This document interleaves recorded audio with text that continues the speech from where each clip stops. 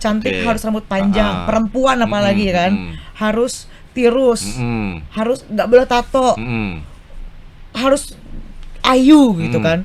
Enggak kok, aku mau menabrak itu ya? Mau mendabrak itu kayak Pakem beauty itu ya? standards yang ada itu mau aku liatin. Kalau misalnya aku dengan karyaku di atas panggung bernyanyi dengan buat kalian semua yang bisa menyentuh hati kalian dengan bentuk anakku yang sekarang, itu bisa. Kau tempatku meminta, kau beriku bahagia, jadikan aku selamanya hamba-Mu yang selalu bertakwa. Ampuniku ya Allah yang sering melupakan-Mu, saat Kau limpahkan karunia-Mu, dalam sunyi aku bersujud. Halo Sobat WK, narasumber saya sebenarnya penyelam, hobinya nyelam air. Jadi kemana-mana kalau liburan ke pantai, so tau banget. Sering banget ikut ajang pencarian bakat dan baru saja merilis single Religi. Nanti beliau akan cerita. Kita sambut ada Melissa Putri. Oh. Ada Mbak Mel, tatonya banyak. Dari suaranya Sobat WK udah ketahuan Mbak Mel ini sopran. Bukan. Salah dong. Salah dong. Mbak Mel. Yes. Akhirnya merilis single Religi pertama ya. Yes. Nah, boleh ceritalah di antara ketika lagi industri musik Indonesia lagi rame nih, lagi ribut-ribut soal royalti.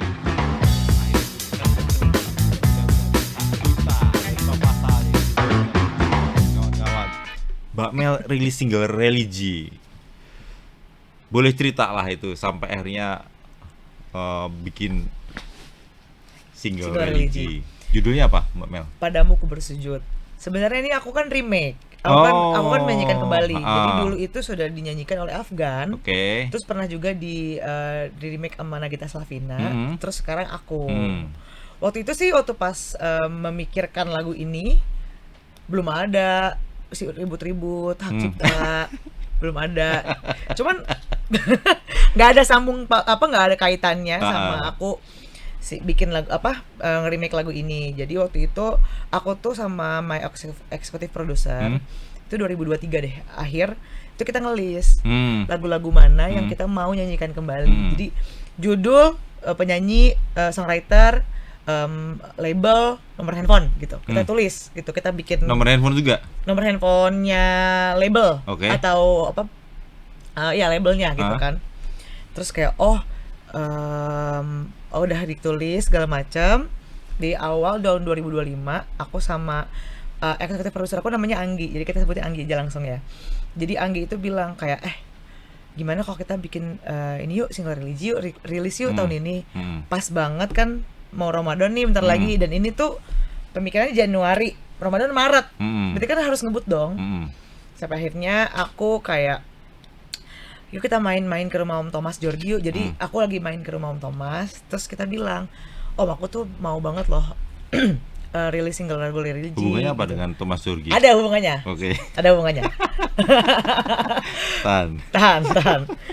Aku mau dong rilis lagu Religinya Padamu ku bersujud. Loh itu kan lagunya Baby gitu kan. Baby kan sahabatku kayak gitu. Ya udah langsung di video call. Beb, saat itu belum. Saat itu belum terhubung sama Mas Baby. Belum kenal. Aku kenalnya sama Om Thomas dan aku tahu mereka memang temenan gitu kan. Terus aku cuman ngomong aja kayak aku pengen deh pakai lagu ini gitu kan. Aku video call aja orangnya. Di antara banyak daftar itu atau hanya ini? Kalau di daftar itu satu lagu Religi itu doang. Oh, hanya ini. Yes. Terus itu kayak Beb, ada teman aku nih yang pengen bawa lagu kamu katanya gitu. Boleh nggak? Ayo kita meeting yuk. Udah meeting segala macam.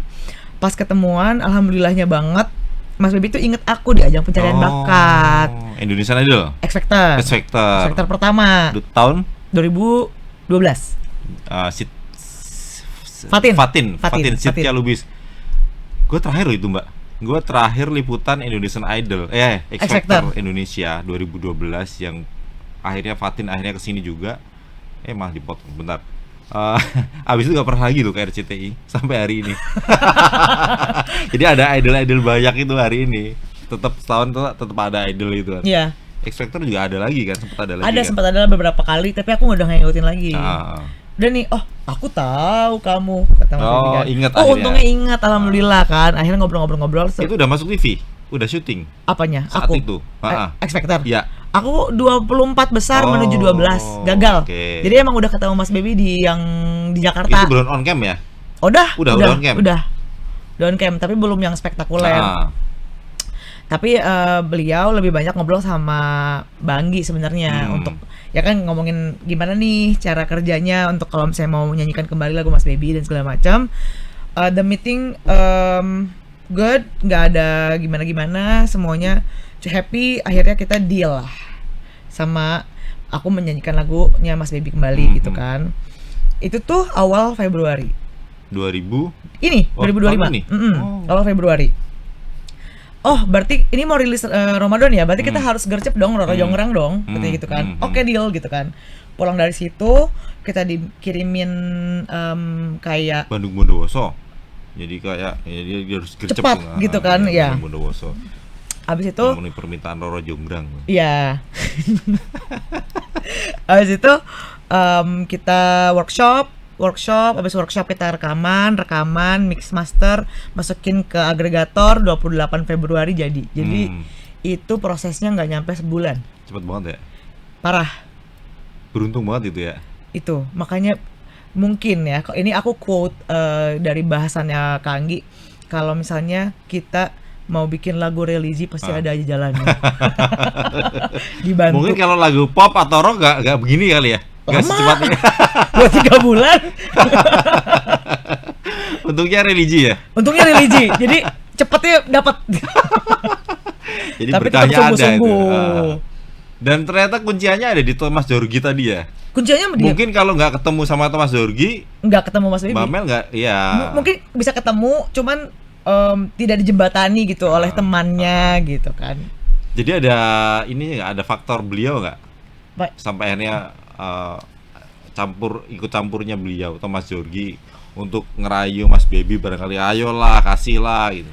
Nggak? Ada waktu pas meeting itu nggak ngerayu sih, cuman kayak Mas Baby bilang kan kamu temennya juga Thomas gitu.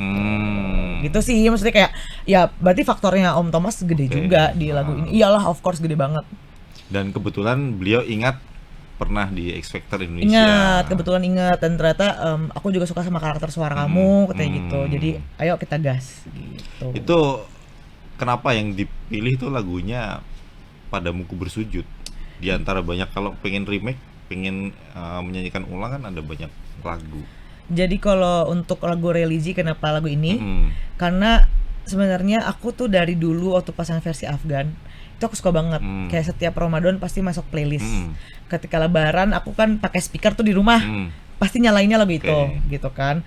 Even gak Ramadan pun aku dengerin, kayak menurut aku masuk aja gitu ke aku, kayak connect gitu, kayak relate gitu. Jadi ketika mau, kan emang ada beberapa lagu yang mau aku remake nih, salah satunya ini gitu. Jadi dan dari liriknya juga sebenarnya kan ini bukan cuma Mas Baby yang bikin. Jadi liriknya tuh ditulis oleh Mas Kawendra namanya. Nah menurut aku liriknya ini relate sama aku gitu. Walaupun sebenarnya bisa relatable to anyone sih, to everyone sih. Jadi ada lirik yang lindungi aku dari segala fitnah gitu kan. Dikala aku yang berbentuk seperti ini, yang tidak seperti beauty standards pada umumnya ya, perempuan bondol, tatoan gitu, pasti banyak banget omongan dari kecil. Aku tuh nggak berhenti diomongin dari kecil, dari bully ya, dibully gitu ya. Kalau dibully kan kayak apa lo gitu kan. Ini enggak, jadi kayak ngomongin aku di belakang terus nyebar nyampe ke aku, ngomongin di belakang terus nyebar nyampe ke aku. Nah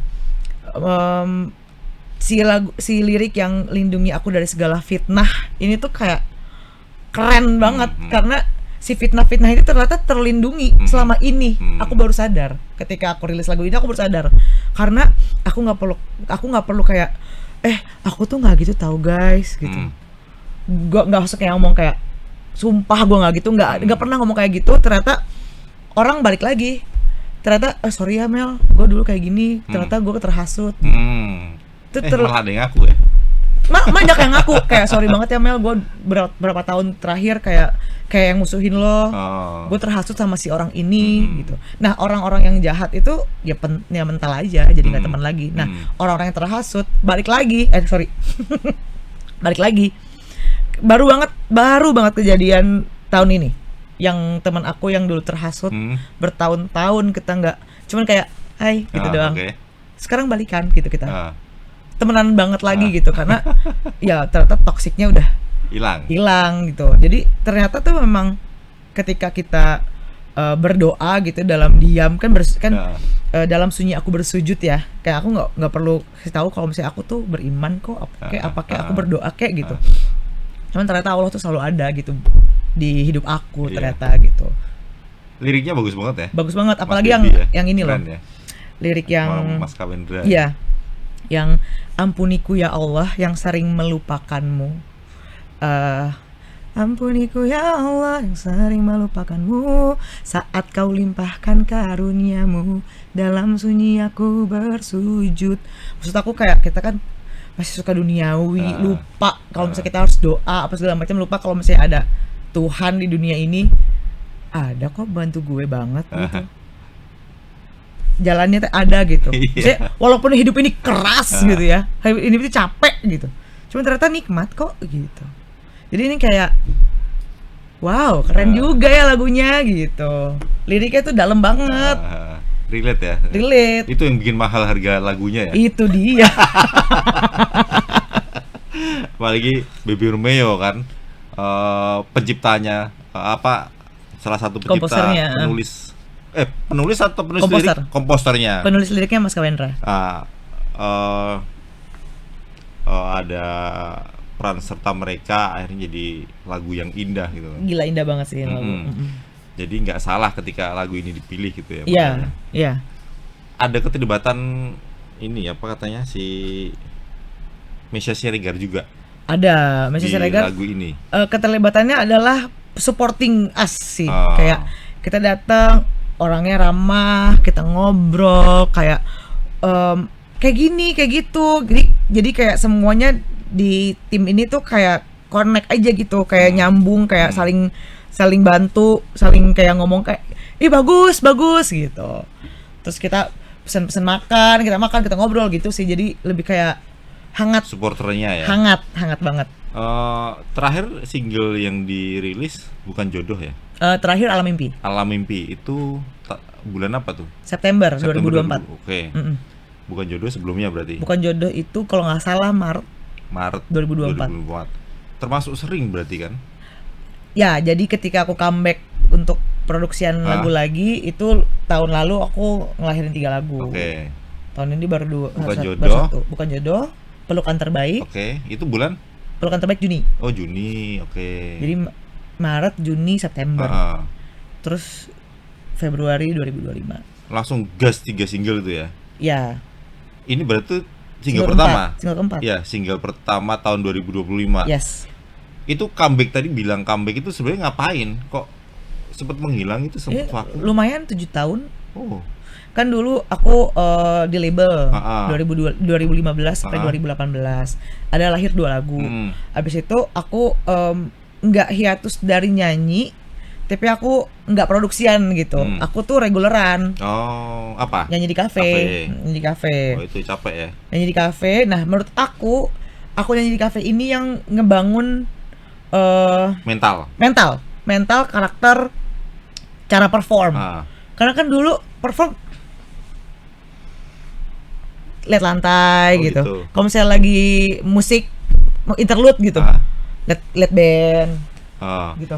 Nggak tahu gimana caranya perform kan. Nah aku tuh kayaknya digodoknya tuh di reguleran nih. Lo bukannya diajarin saat ajang pencarian bakat itu? Karena aku belum sampai 12 besar, jadi belum ada ininya, belum ada arahan, belum ada coaching waktu itu. Coaching itu setelah 12 besar biasanya ya? Yang masuk asrama gitu ya? Ya, gitu. Nah, jadi aku selama 7 tahun itu aku reguleran, nggak ikut-ikut pencarian bakat lagi karena udah punya tim band, terus kita udah oh kerjaan lagi bagus, nanti kalau misalnya masuk, kalau masuk 3 bulan gimana anak-anak gitu. Jadi ya aku juga seneng, nyaman ngerjainnya reguleran ini gitu kan.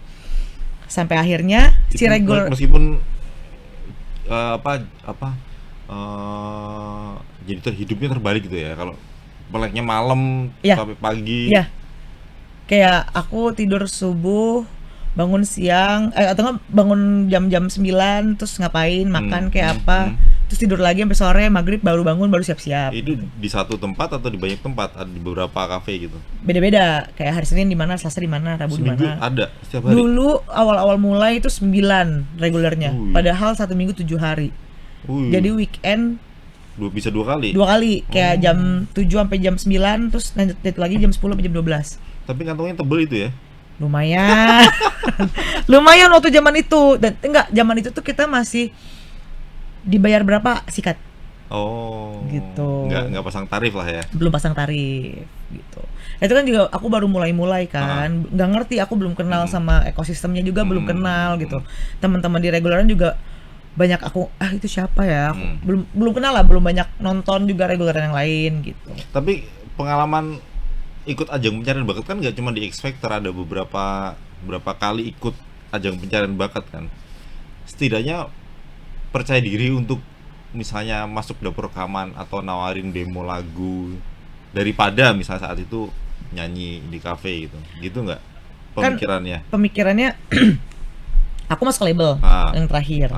Habis itu aku ngerasa aku belum cukup wawasan, kayaknya aku masih kecil juga, jadi belum ngerasa punya pengalaman gitu. Belum. Terus memang usia berapa saat itu? 20. Ya 20 lah ya. Ya udah oke lah sebenarnya. Iya, cuman aku nggak punya teman musisi. Nol.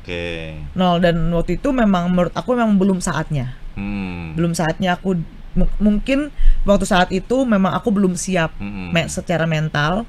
Secara aku juga belum nyaman gitu, kayak kurang nyaman lah sama skin aku juga belum nyaman gitu. Jadi kayak aku mau dibawa kemana, mau dibawa tomboy, mau dibawa feminim, bingung gitu. Mau gayanya harus seperti apa, jadinya stres sendiri gitu. Setiap mau pergi tuh kayak aku tuh harus ngapain ya gitu. Mikir sendiri malah begitu ya? Mikir sendiri, stres sendiri gitu. Jadinya malah beban. Karena pengennya begini gitu kan, maunya begini. Nah, tapi maunya begini aja belum tahu kayaknya ya. Waktu kecil itu, waktu pas awal-awal. Nah, di reguleran ini malah menurut aku membawakan berkah karena aku ketemu sama Kak Anggi di reguleran ini. Aku lagi nyanyi, dia lagi kerja, terus kita kenalan. Dia bilang, kamu udah punya lagu belum gitu? Oh udah lama tapi belum bikin lagi. Nggak mau bikin lagi gitu kan? Ya mau lah, maksudnya udah mulai tua nih kan, kayak masa sih kita nggak melahirkan lagu-lagu lain gitu kan, kayak karya-karya lain. Sama aku juga jalan bareng gitu. Akhirnya ya kita meeting, kita segala macam selama setahun nih, 2023 tuh full kita mikir mau kayak gimana. Sampai akhirnya ya udah kita jalan berdua. 2023 tuh masih di kafe? Masih sekarang. Masih. Sekarang masih? Masih. Wih. Masih. Belum ada capeknya ya berarti ya? Belum. Aku senang. Senang karena ketemu banyak orang. Jadi meskipun udah mulai mencoba untuk rilis lagu baru lagi, tapi tetap dunia yang kemarin belum aku tinggalin.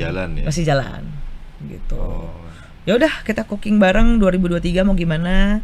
2024 terus dia bilang kayak ya udah aku tunggu go-nya dari kamu, dari aku gitu.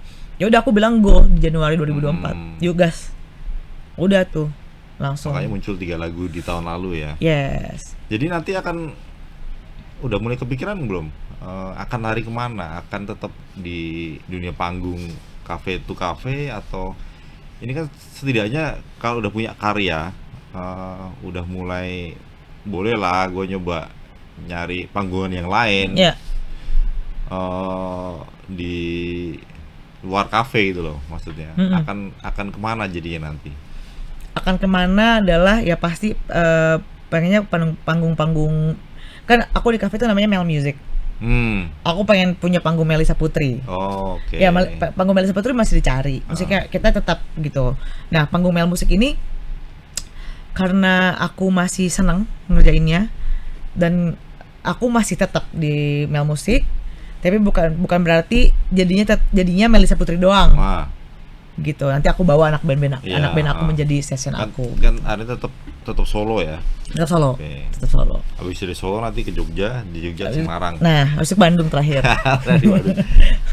Artinya meskipun punya Mel Musik, kan sosoknya Melisa Putri kan tetap kuat di situ. Sebenarnya Mel Musik juga aku yang bikin sih. Ya, tim aku juga. Artinya kalau nanti tiba-tiba job manggungnya rapet gitu, banyak loh. Apakah masih tetap sanggup itu nyanyi di kafe gitu? Nanti kita lihat. Itu harus dikocok gitu. Atau karena kebiasaan udah semakin nyaman, akhirnya ya tetap di kafe. Mungkin emang dunianya di kafe gitu. Oh enggak, aku nggak mikir kayak aku akan selamanya di kafe karena bukan berarti menyanyi kafe tidak baik, gitu tidak bagus. Cuman karena aku sudah punya branding Melisa Putri, ya branding Melisa Putri ini pengennya ya kemana-mana dong, gitu. Panggung tuh panggung, festival tuh festival. Pengen juga bikin kalau udah ada waktunya dan udah besar gitu, aku pengen bikin konser kemana-mana ke kota-kota, ya Pak, of course. Mimpi aku bukan cuma jadi penyanyi kafe gitu. Cuman penyanyi kafe menjadi penyanyi kafe sekarang itu yang membuat aku menjadi sekarang juga gitu. Udah menemukan bentuknya? Bentuknya apa? Ya maksudnya udah menemukan konsep manggungnya bahwa gua akan tetap solo. Kalau kemarin masih mencari nih. Nah sekarang udah mulai menemukan itu belum? Sudah. Menemukan sosoknya Melisa Putri yang diinginkan gitu. Sudah. Mau nanya gimana? Jadi apa? Jadi apakah ini kalau sebenarnya kalau ngelihat Melisa Putri jarang rambutnya panjang, jadi awet ya. Tadi Mel bilang rambutnya bondol itu, dia mempertahankan itu image-nya itu. Apakah itu terus rambut warna-warni, sekarang hitam aja sih. Dulu kan botak warnanya ungu, merah, biru. Itu bentuk pencarian jati diri ya? Atau lebih tepatnya kayak aku enggak karena aku memang suka coba-coba. Kayak dulu tuh aku suka pengen banget cobain botak. Nah, tapi karena pede tapi takut kan, masih takut. Sampai akhirnya kan waktu itu kita kan COVID, ya kan, kita kan PSBB tuh, nggak boleh kemana-mana berbulan-bulan. Ya udah beli aja hair clipper, itu bagus juga. Abis beli hair clipper, beli cat rambut dong. Jadi coba berarti itu ya? Iya, ya? Sendiri. Basket kan, abis itu bleaching deh. Bagus juga.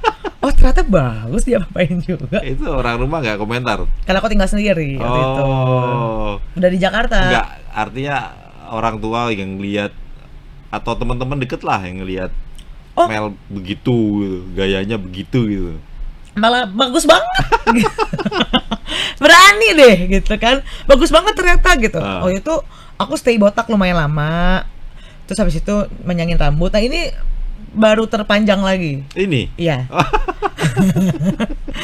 Paling panjang seberapa dulu, Mas? Dulu SD sih kepang 2. Oh, sempet ya.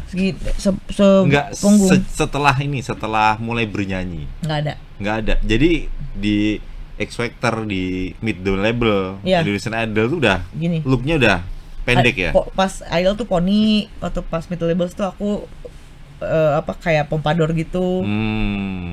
Pokoknya cepak lah.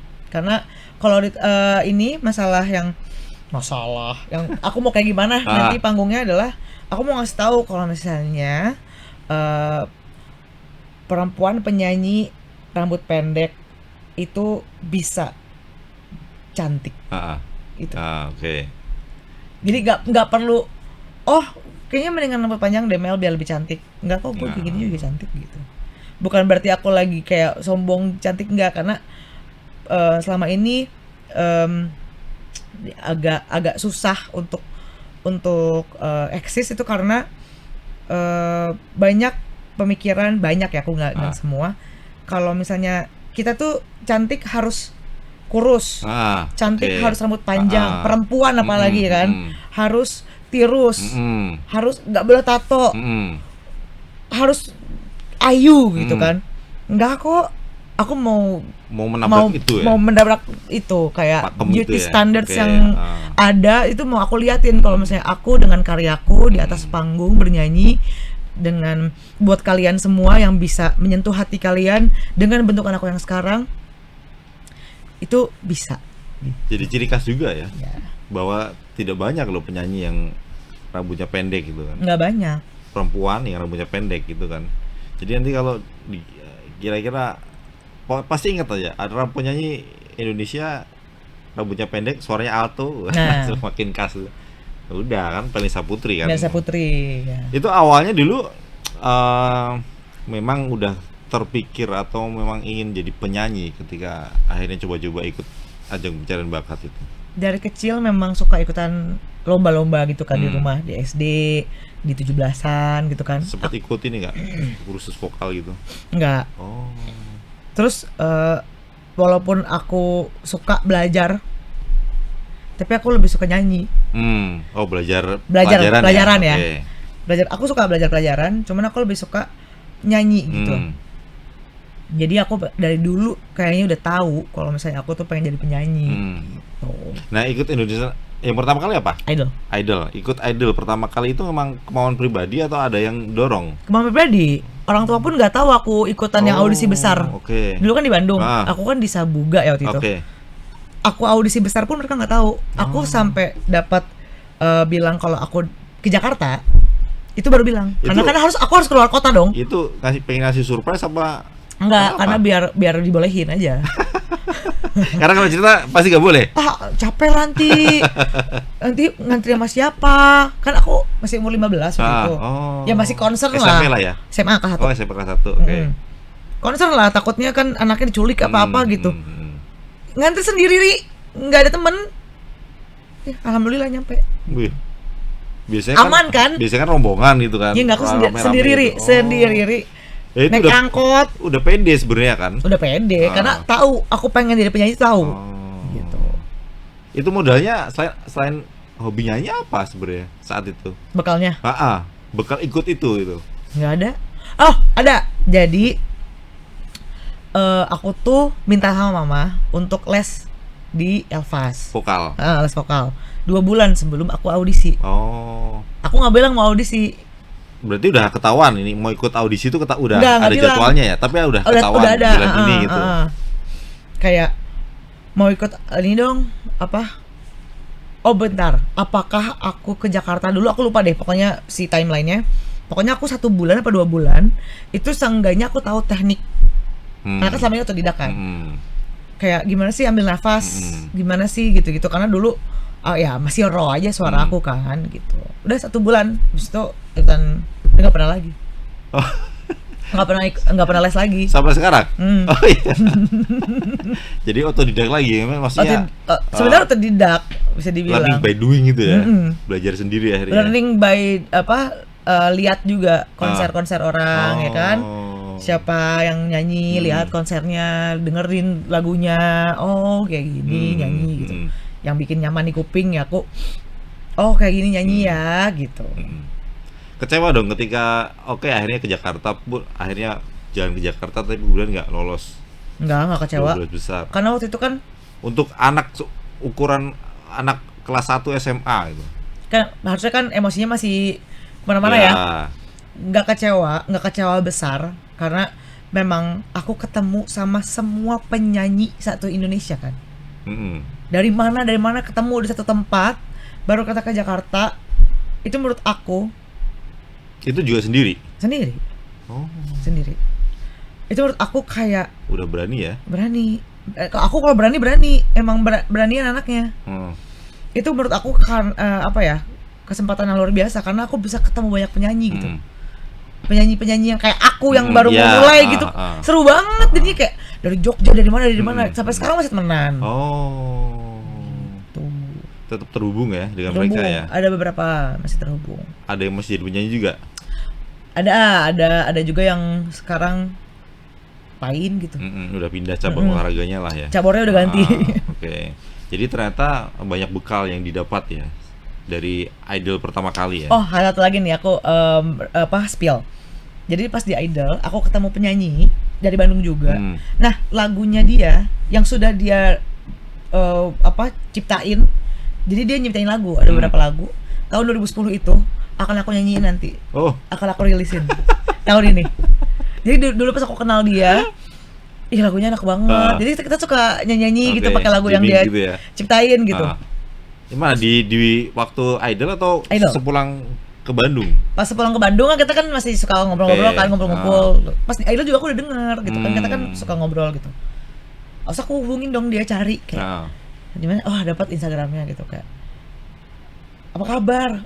Lagu lu yang waktu itu masih belum ada yang pakai nggak? Belum.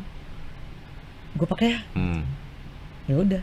Nanti akan rilis di tahun ini. Insya Allah.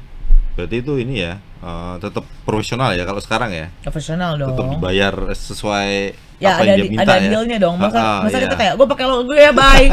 Enggak lah. Gue pakai ya gitu doang kan itu. Ini gue cuma mau kasih tahu nih, gue cuma mau pakai nih, udah rilis besok. Enggak lah. Setiap perjalanannya aku produksi kan, aku aransemen dengan arranger aku kan. Itu semua prosesnya dia tahu. Gitu. Emang kita masih belum rilis aja gitu. Setelah Idol apa itu? X Factor 2012, 2 tahun kemudian ya? Ya. Kalau Meet the Label tuh 2015? Iya, 15 atau 14 gitu. Oke. Masih ini ya, masih punya keinginan ya, maksudnya untuk mencoba mewujudkan mimpi lewat ajang pencarian bakat. Iya, karena kan mimpi jadi penyanyinya kan tinggi ya. Maksudnya ya caranya adalah melalui pencarian bakat. Nah, karena Idol, X Factor kan satu langkah menuju dua-duanya. Nah, Meet the Labels ini beda. Kita langsung ketemu label. Jadi 7 label mencari 7 artis baru. Gitu kan? Ya aku ikutin. Alhamdulillah masuk gitu. Itu langsung dapat kontrak itu? Kontrak. 3 tahun. Emotion. Wah, udah nggak ada sekarang. Masih ada. Masih ada ya? Masih di Tosari? Di Blora. Di Blora, ya Blora, Jalan Blora, Tosari itu kami nyebutnya Tosari. Oh ya, aku tahunya Blora. Emotion itu punyanya mantan suaminya Piu ya? Mantan istrinya. Ya. Mbak Teror lupa namanya. Iya, pokoknya itu Emotion ya. Anji itu kan dari Emotion juga kan? Iya. Anji X Drive itu Anji Manji. Tapi gue lupa itu apa masih Drive Emotion juga sepertinya. Tapi aku masuk udah nggak di situ. Udah nggak di Emotion. Jadi salah satu titik baliknya di situ. Di label. Sebenarnya kan udah bahagia dong dapat major label. Artinya kontrak berapa 3 tahun kan? 3 tahun. Sebenarnya jalan lah ini untuk menuju menjadi penyanyi profesional sebenarnya kan. Ya. Terus itu selesai kan kontraknya? Itu berapa lagu berarti? 2 lagu. Kontraknya selesai. Habis itu aku yang memutuskan untuk reguleran.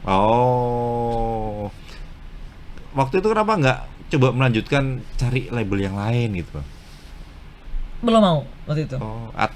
Atau ketika itu pas klik aja gitu dapat. Artinya kalau orang luar, kalau wartawan tuh ngelihatnya udah dapat label mencelok pindah ke label yang lain itu lebih mudah sepertinya. Meskipun tetap aja ada unsur keberuntungan juga. Waktu itu karena memang aku bilang aku belum siap dan aku juga belum ada pemahaman yang banyak. Jadi dari situ aku cuma ngubungin session player aku pas promo untuk aku nggak mau berhenti nyanyi karena ini kan udah selesai nih labelnya. Kita apa sih di Jakarta udah apa sih? Aku bilang ada reguleran sih Mel di kafe-kafe. Ayolah siap karena menurut aku juga belum mateng. Dan dengan reguleran ini menurut aku adalah jalanan terbaik waktu saat itu aku pilih untuk reguleran gitu. Setidaknya ada kesempatan untuk terus bernyanyi lah. Dan nggak kepikiran itu untuk mencoba cari label yang lain gitu? Nggak nyari. Nggak nyari. Karena udah sibuk di kafe kali ya, udah manggung di Nggak, kafe. memang nggak nyari. Sama sekali, sengaja berarti. Emang sengaja nggak nyari. Dan setelah itu berhenti untuk coba ikut ajang pencarian bakat yang lain. Iya. Oke. Udah menemukan jalan lah paling ini. Iya, karena di reguler ini kan aku bilang aku banyak banget ketemu orang. Jadi ada tujuan, bukan tujuan utama, bukan yang niat kayak aku mau reguleran aku pengen ketemu banyak orang terus jadinya gimana enggak. Cuman sering berjalannya waktu ketika aku reguleran ternyata aku banyak ketemu si A, ketemu si B. Oh, ketemu musisi ini, ketemu musisi ini, menurut aku itu malah value-nya yang aku dapat di reguleran. Sampai akhirnya ya aku bisa sekarang comeback juga gara-gara reguleran juga kan. Oke. Jadi memang jalannya dari situ. Emang jalannya harus kayak gitu dulu nih. Gitu. Ada rencana untuk mini album lah paling enggak gitu. Rencananya insya Allah tahun ini album. Album. 10 lagu lah ya minimal lah. Kalau album sekarang 7 atau 8 lagu udah bisa. di album. Ya. Produksi sendiri, dikerjakan sendiri juga nanti. Ini udah berapa ini kira-kira udah berapa persiapannya, sudah ngumpul berapa lagu atau sudah? Lagu yang udah selesai itu ada 2. Tinggal 6 lagi nih yang mau kita produksi. Kalau masih nyanyi di kafe itu masih memungkinkan tuh ya? Apanya? Iya, untuk menyiapkan album. Karena biasanya kalau udah sibuk manggung, udah sibuk nyanyi di tempat lain reguler lah gitu, akhirnya lupa gitu. Molor. Bukan lupa tapi males kali ya, misalnya kayak membagi waktunya nggak ada. Cuman ya kita harus pintar-pintar dong membagi waktu karena kan tahu tujuannya mau kemana. Kalau tujuannya tahu mau kemana ya komit harus komit. Kalau enggak ya udah gini bener aja. Ya komit ya. Jadi ditunggu nanti albumnya ya. Insya Allah tahun ini aku bilang. Karena kita ngerjain cuma berdua doang nih. Aku sama Kak Anggi. Ya kan, aku nggak punya tim, aku cuma berdua. Untuk tim kita kan indie lah intinya. Nah indinya berdua nih, aku cuma sama Kak Anggi doang. Jadi banyak hal yang harus kita persiapkan. Ternyata selama ini aku kan nggak ngerti apa-apa ya di label, aku cuman datang nyanyi rekaman karena diurusin label ya. Nah sekarang aku kan menjadi kayak seakan-akan aku menjadi label aku sendiri kan. Ya aku ternyata semua. Panjang sekali urusannya dari A sampai Z gitu kan, dari pemakaian lagu, dari publisher, dari apa semuanya, dan funding juga. Jadi ya kalau semuanya lancar itu akan rampung tahun ini. Dan memang akan album. Jadi kalau misalnya amit-amit nggak jadi tahun ini, tahun depan tapi tetap akan komposisinya album. Tapi jadi tahu prosesnya ya. Iya, jadinya sangat menghargai apa yang dikerjain kan. Betul. Jadinya ngerti gitu. Kalau misalnya ada hambatan atau ada ya emang seperti itu gitu. Dan ternyata kalau bekerja dengan orang, terutama misalnya memilih lagu, misalnya 6 lagu nanti pakai lagu orang, ya itu kan juga pasti nggak mudah kan. Paperworknya pasti segini-segini. Betul. Untuk misalnya mencari penciptanya. Kalau kata Sujiwo Tejo bukan pencipta lagu, karena kalau pencipta itu kan dari nol, dari tidak ada menjadi ada. Tapi kalau Sujiwo Tejo bilangnya penulis lagu sebenarnya. Jadi dia menuliskan lagu, lirik lagu, kemudian menjadi lagu, ditambah musik menjadi lagu. Untuk mencari penulis lagu itu kan sebenarnya untung-untungan juga. Dan kalau tadi mungkin nggak ketemu Thomas Zorgi, barangkali nggak ketemu lagu Padamuku Bersujud. Seperti itu. Nah, apakah itu juga sudah terpikirkan gitu kan? Belum nanti urusan hak cipta, royalti, bayar beli karya ciptanya gitu. Langkah-langkahnya udah dikerjain dari akhir tahun kemarin. Langkah-langkahnya Udah mulai ya? Sudah mulai. Kayak ngubungin publishernya, ngubungin labelnya, habis itu dan lain-lainnya gitu kan. Itu sebenarnya udah kita rangkum sebelum kita maju. Jadi maju yang tahun ini adalah produksiannya. Jadi tinggal produksi. Berarti lagunya udah dapat semua berarti? Udah. Nah, yang paling sulit apa? Apanya? Yang paling sulit dari bagian-bagian itu. Ternyata sebagai nggak cuma jadi penyanyinya, ternyata juga harus ngurusin banyak hal itu. Yang paling sulit karena ternyata mengeluarkan lagu itu banyak banget orang yang terlibat kan. Nah orang-orang yang terlibat ini kan harus align semua. Membuat itu align aja sih. Membuat itu align. Terus kayak menunggu jawaban. Kayak ini gimana? Itu kan tunggu dulu. Ini gimana ya? galau deh gitu kan, ini bisa nggak ya dipakai, terus kita meeting. Sebenarnya itu bukan obstacle sih, itu prosesnya. Jadi obstacle-nya malah lebih ke kita kuat fundingnya aja sih. Betul. Ya itu kalau itu ada mah gampang ya, gampang tanda kutip. Iya, jalan. Artinya kalau kita nulis lagu sendiri kan sebenarnya lebih mudah kan. Kalau kita pede aja kita bikin lagu sendiri, itu lagu sendiri aja yang dinyanyiin. Kalau aku sendiri belum pernah coba untuk bikin lagu, nggak pede. Kenapa? Belum klik ya? Aku nggak tahu gimana caranya.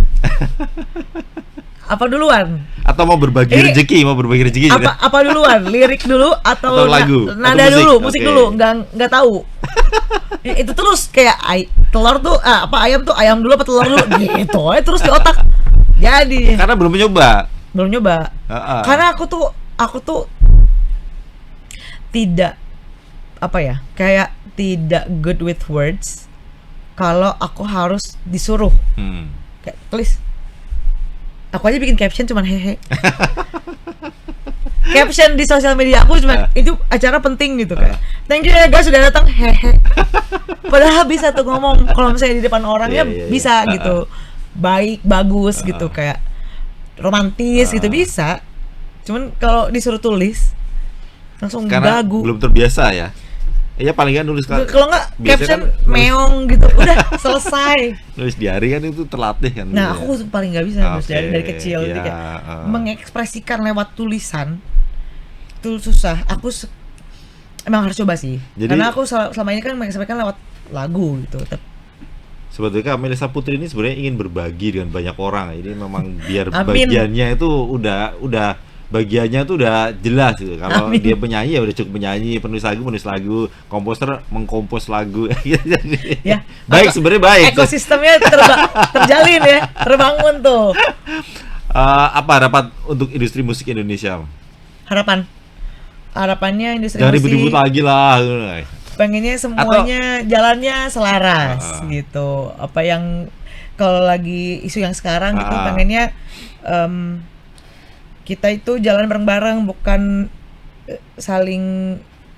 kita tuh bukan enemy gitu. Tidak saling bermusuhan ya, harus tidak. Iya. Karena kita ekosistem yang bareng kan gitu. Saling menguntungkan lah ya.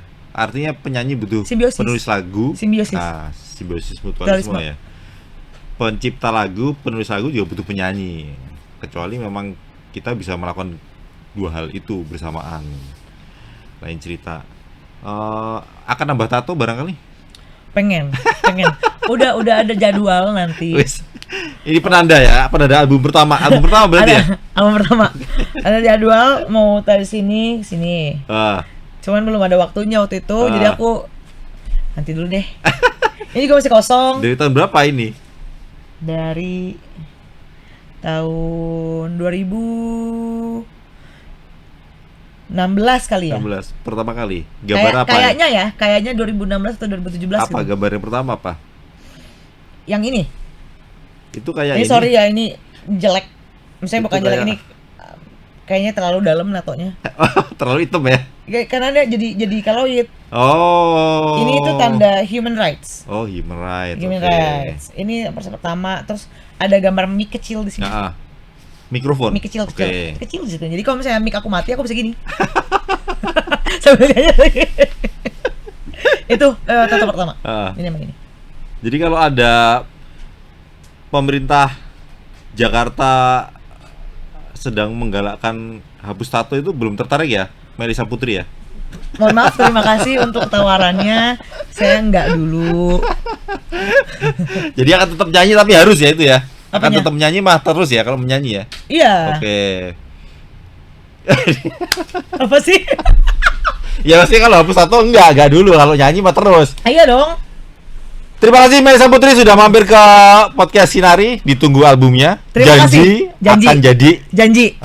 Tidak berhenti hanya di ku bersujud padamu ku bersujud. Mudah-mudahan akan terus lahir single-single berikutnya dan album itu. Amin. Sebagai apa ya? Sebagai tonggak tuh bahwa gue sah jadi penyanyi.